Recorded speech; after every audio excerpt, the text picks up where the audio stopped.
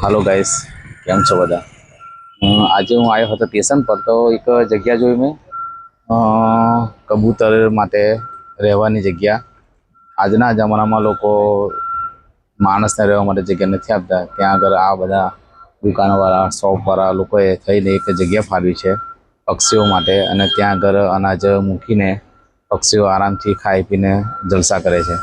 પાણીની વ્યવસ્થા છે, ઊંડ રાખેલું છે, બધા પોતપોતાના હિસાબે અહીં આગળ મૂકી જાય છે. જે નજીકની દુકાનવાળા છે, હરિહંત ગીફ્ટ ગેલેરી છે, બરાબર, અહમ ગીફ્ટ છે, આદિનાથ સ્ટેશનરી છે, એ લોકો બધા નજીક જે રહેતા હોય તે લોકો પછી જેમ જેમ પૂર થતું જાય તેમ તેમ અહીં આગળ મૂકતા જાય છે. અને કબૂતરને આ જગ્યા ખબર જ છે. હમણાં બપોરનો ટાઈમ છે એટલે કબૂતર દેખાતા નથી.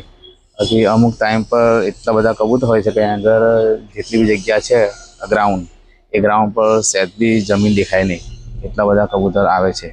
પણ હમણાં કબૂતર જગા રહ્યા છે ખાઈને.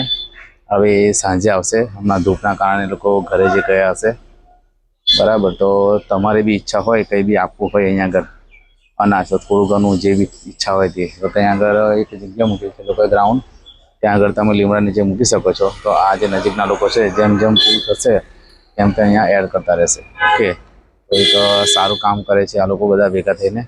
તો આપણે બી થોડી હેલ્પ કરીશું જે બી થાય એટલી. ઓકે, તો આ એક જગ્યા અંકલેશ્વર સ્ટેશન પર યસ ઓર્થોપેડિક જે દવાખાનું છે એની સામું બનાવેલું ગ્રાઉન્ડ છે, બરાબર. એની નજીકમાં દુકાનો છે, હરિહંત ગીફ્ટ ગેલેરી છે, ઓકે, આદિનાથ છે, અહમ ગીફ્ટ છે, ઓકે, એ બધા શોપ નજીકમાં જ છે.